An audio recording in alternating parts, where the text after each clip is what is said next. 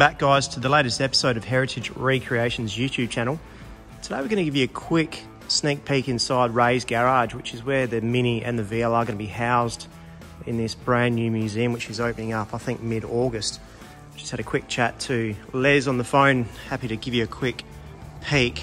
We're in here today because we're picking up the VL, heading off to the crash repairer on Thursday to get a couple of things repaired. So I'll go over the repairs and just show you the level of detail we're going to hopefully get this car sorted out, ready for the museum. As you can see, we're pretty jam-packed in with the cars in here at the moment.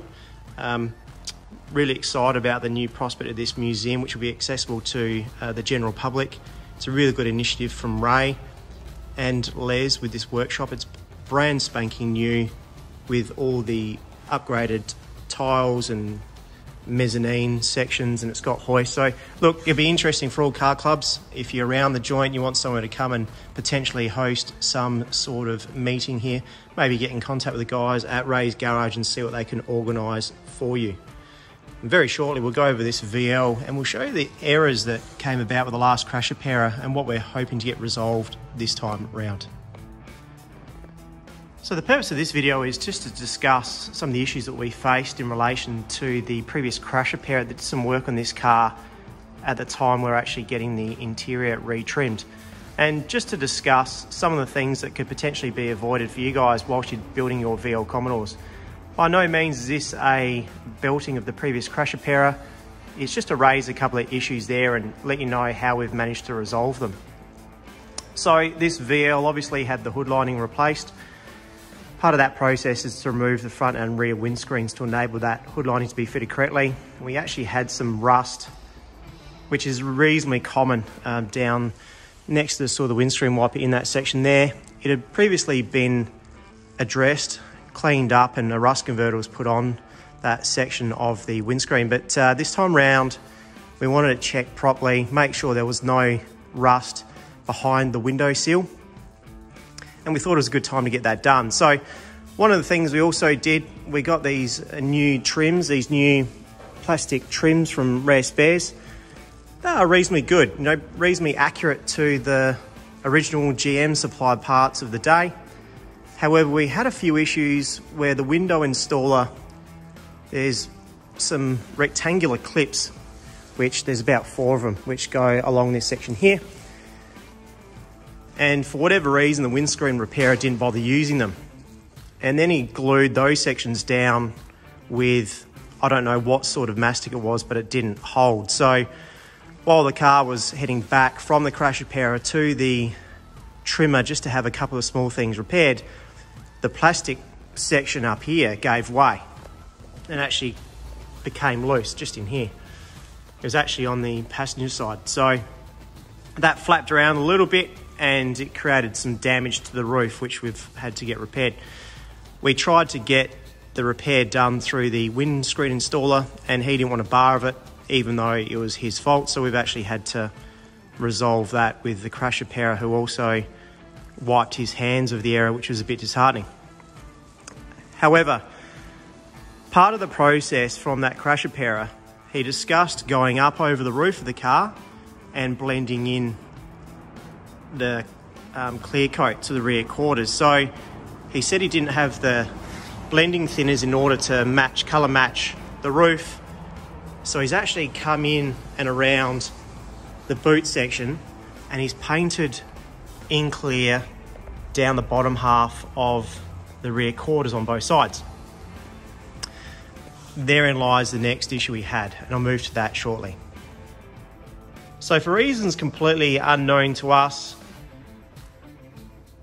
the rear boot of the car wasn't removed. So there's 2 bolts on either side and you can lift the boot off and then paint if you needed to in this rear quarter section.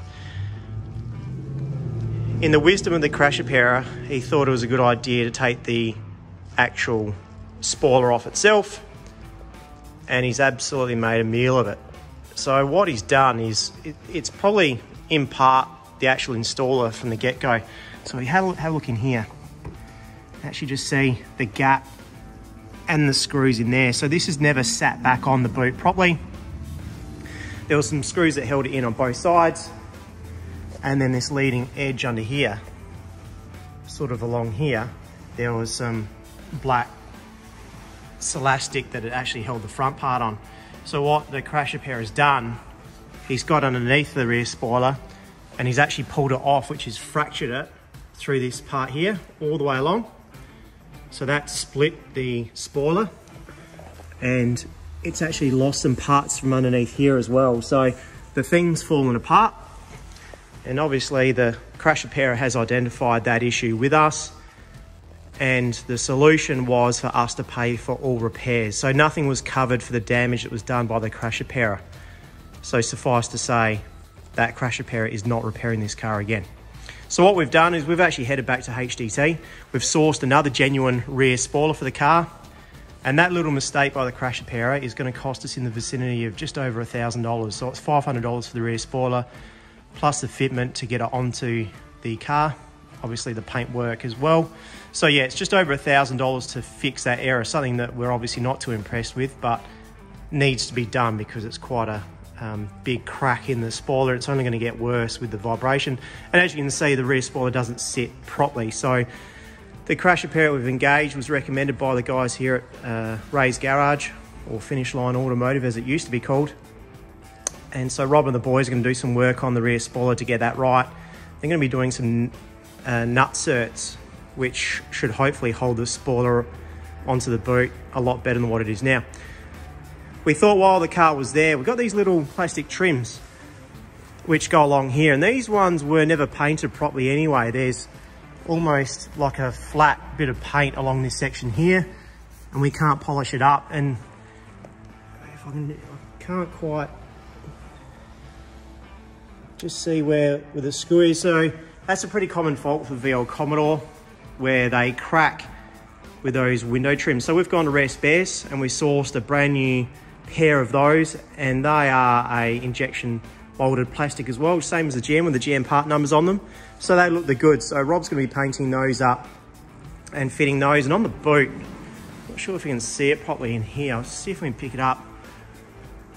We got quite a bit of shrink back and some pretty heavy orange peel. So at least the white sections, you can actually just see the shrink back in here. So we've decided that whilst the rear spoiler is going to be painted, that we'll get Rob to paint the white sections of the boot as well. Must admit, although the crash repairer, the previous crash repairer, did do quite a bit of damage, you can actually see in through here, it's actually clear coated the decals on the car, which actually makes them pop. He did a really good job of that. So as I said, this isn't to hammer the crash repairer, the previous crash repairer. His workmanship was actually reasonably good. It's just those little errors and actually not taking accountability for the things that went wrong through the process, which we had absolutely no control over.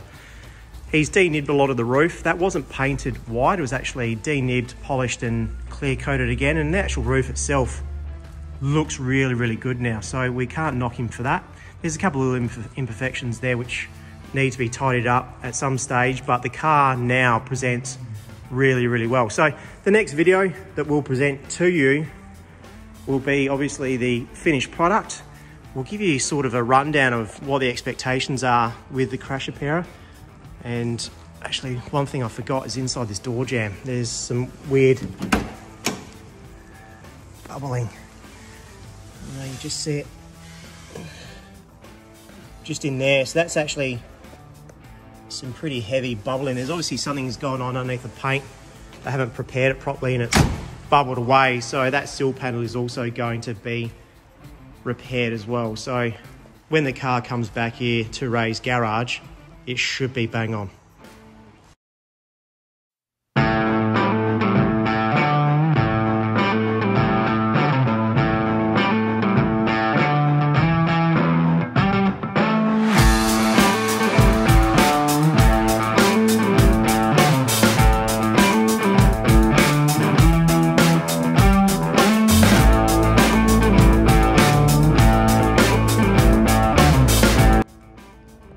So there we are, guys, that's the before video for the repairs of the VL. Hopefully this is the last chapter for the VL for a little while, and a sneak peek inside the Ray's Garage Museum.